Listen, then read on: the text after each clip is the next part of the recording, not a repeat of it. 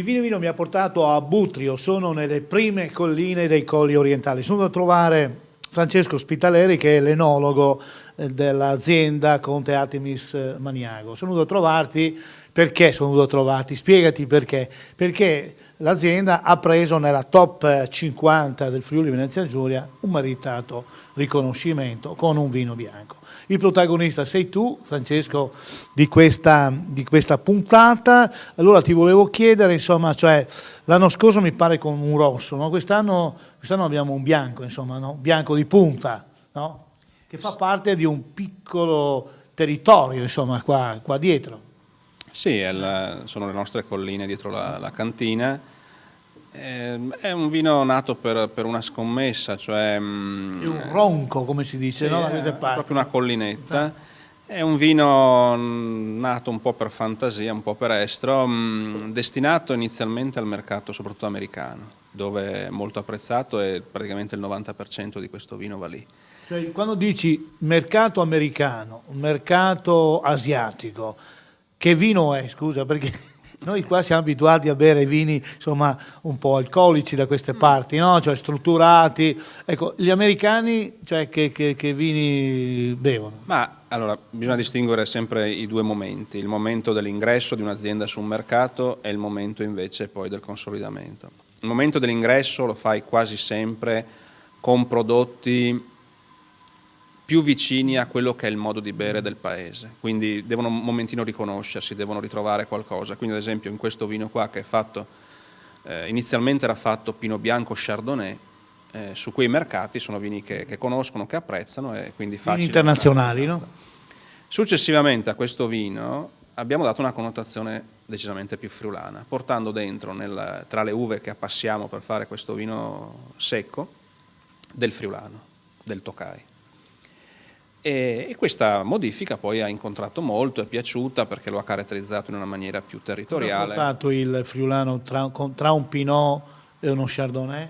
Ma gli ha portato una mineralità, un tipo di salinità che è tipica di questi terreni. Quindi l'abbiamo reso, giocando un po' con le parole, più friulano, usando il friulano. Quindi gli abbiamo dato una connotazione precisa. Due damigelle con un rustico, insomma. Cioè, esatto, un rustico magari meno elegante dei partner, però più tipico, con la voglia più di emergere, quindi in questo ci ha dato con questo vino qui allieti sia gli americani che anche gli italiani, insomma, no? Perché hanno questa parte di friulinità che poi si vede. Sì, da quando appunto è comparso nel blend anche il friulano, abbiamo iniziato a trovare gradimento anche in Italia, in linea generale su alcune... 3 uve ora, Pinot Bianco, Chardonnay e friulano. Sì, sì. Il Pinot Bianco... È Ronco Brolo. Il broilo, esatto. Il Pinot Bianco continua a fare una parte importante, il friulano è la maggior parte, lo Chardonnay lo stiamo pian pianino calando a favore del friulano. Uno che se lo compra o se lo beve subito, che sarebbe più ideale, ma se non se lo beve subito, quando rimane poi lì nell'enoteca privata? Ma diciamo questo, e vale per tutti i vini friulani. Lo dico sempre a tutti i clienti che vengono dall'Italia, dall'estero, non abbiate paura di comprare il bianco friulano, non ne faccio una questione di bandiera aziendale. Il bianco friulano, dall'inizio al confine col Veneto, a Trieste, ai colli più alti, è un vino che dura. Logicamente per diventare una conservazione di anni richiede anche una cantina un momentino adatta. Pensate che questo vino premiato quest'anno, che venderemo anche sull'anno prossimo, è un 2009, è un bianco 2009 che è in vendita nel 2013 e 2014. Quindi, voglio dire, più segno di longevità dei vini bianchi di questo, mi pare.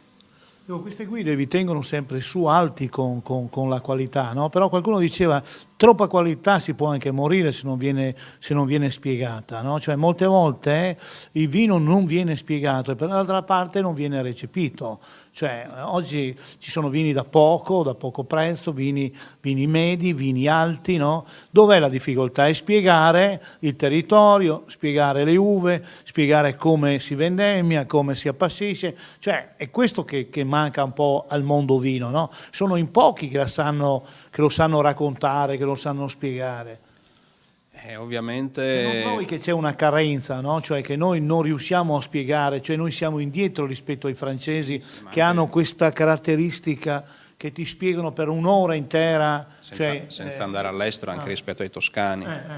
Cioè, anche i piemontesi, no? Altre regioni prima di noi, altre zone viticole, hanno capito che la qualità non è solo la bontà del vino, è la sua storia, la sua capacità di colpire le persone che lo fanno.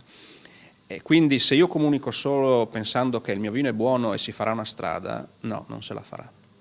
Se non spiego le persone che l'hanno fatto, la zona, la storia che ha portato, il percorso anche di idea che ha portato a pensare quel vino e a realizzarlo, difficilmente si imporrà. Specialmente in un momento di recessione, in un momento che non tira più il mercato, perché quando tira il mercato, cosa vuoi, va, non spiegare perché non serve, perché tanto è il mercato che ti trascina, no? Ma quando invece il mercato non tira più, è chiaro che viene fuori, deve essere fuori la spiegazione, l'insegnamento e tante altre cose, mettere quel qui di differenza, no? Cioè tra territorio e territorio, secondo me. Sì, no, ma indubbiamente. Vedo che il Friuli fa questa difficoltà, pur avendo una grande qualità, pur avendo anche qualche punta di eccellenza, perché tra qualità e eccellenza c'è un bel divario, no? Eccellenza vuol dire quando un vino ha 94, 95 il punteggio è già eccellenza, quando è 85, 86, 84 è un buon vino, insomma, no? Ecco, sì, attenzione a una cosa, in Friuli siamo mediamente abituati molto bene. Cioè, se si fanno degustazioni in ambito nazionale o anche internazionale, i vini del Friuli si posizionano alti. Cioè, qui l'eccellenza inizia a essere un elemento abbastanza diffuso. Per cui quello che ancora scontiamo è che ognuno veicola solo la propria eccellenza. Mentre per creare eccellenza su una zona è necessario che tutti la veicolino in maniera compatta, che facciano un po' sistema. Mentre qui c'è il personalismo, l'azienda singola che impone magari il proprio marchio, i propri nomi, ma non c'è crescita contemporaneamente. Tutte le volte si cerca di aggregarsi, no? Cioè c'è la volontà, però quando è il momento di colpire insieme, no? Si va via distinti e distanti, no? Ma non si riesce poi a colpire tutti assieme alla fine, insomma, di raggiungere l'obiettivo. Si rimane più distanti che distinti, no? Cioè questa è un po' la filosofia dei friulani. Un'altra cosa ti volevo chiedere, si parla molto di biologico in questo momento, cioè tutta l'Italia fa biologico, io ho visto che queste zone qua ancora non è recepito questo messaggio, no? Toscana fa il biologico, il Piemonte fa biologico, no? Il Veneto fa biologico, la Lombardia anche, il Friuli è lì che nicchia, non crede molto. Allora volevo capire, in queste zone qui, tu sei sui colli orientali, no? Ecco, si può fare biologico secondo te? E perché se si può fare non lo fanno o non lo fate? Allora, diciamo questo, biologico in Friuli ci sono alcune aziende che lo fanno anche bene. Poche rispetto ad altre regioni. Il problema qual è? Essenzialmente siamo una regione di bianchi e se per biologico intendiamo, come secondo me va inteso, anche il fatto che un vino per reputarsi biologico dovrebbe avere niente o poca solforosa, con i vini bianchi ciò comporta negli aspetti gustativi alcune piccole modifiche che attualmente penalizzano verso certi mercati, una mancanza un po' di freschezza, eccetera. Tutte le aziende ci stiamo sforzando di abbassare la solforosa, abbassare qualsiasi tipo di intervento, diciamo, cioè l'impatto umano. chimico. Esatto. Cercando però di non modificare il sapore del vino. La tecnica in questo ci dà degli aiuti con tecnologie, con macchinari che escono, con anche miglioramenti delle nostre conoscenze. Ci si arriverà piano piano. In questo momento su alcuni vini la linea ad esempio senza solfiti è un po' difficoltosa, penso a Sauvignon, penso a Traminer, penso a vini comunque a base fortemente aromatica. E innanzitutto un prodotto per reputarsi biologico devo valutarlo anche nei confronti del mio organismo e sappiamo che oggi nel vino l'elemento meno biologico che c'è è la solforosa. C'è niente Per quanto riguarda le attività di campo, di campagna, con la massima sincerità, nessuna azienda oggi fa più grandissimi. Costano, sono spese, e proprio perché si diceva che le hanno ridotte, no? Cioè, siamo tutti in calo. Noi è alcuni anni che ospitiamo prove con l'ERSA per calare, per fare prove di mirare maggiormente i trattamenti. Non ci sono più grandissime differenze.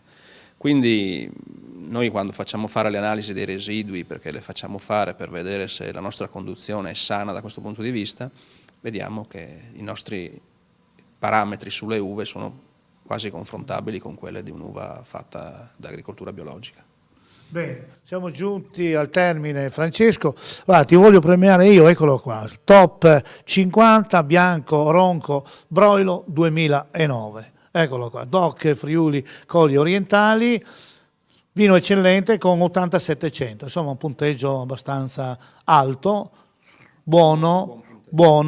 Allora noi siamo giunti proprio al termine di questa puntata, è stato protagonista Francesco Spitaleri, noi ci beviamo questa top 50, a te, alla tua azienda, al Conte Alberto. So che Indafarato è sempre all'estero, perché bisogna andare là a vendere ormai, che dici? Sì. Ormai tocca prendere la valigia e viaggiare. Bene, allora ci siamo, salutiamo l'azienda il Conte Artemis Maniago e noi naturalmente proseguiamo il nostro viaggio. Intanto complimenti a te e all'azienda. Cin e viva!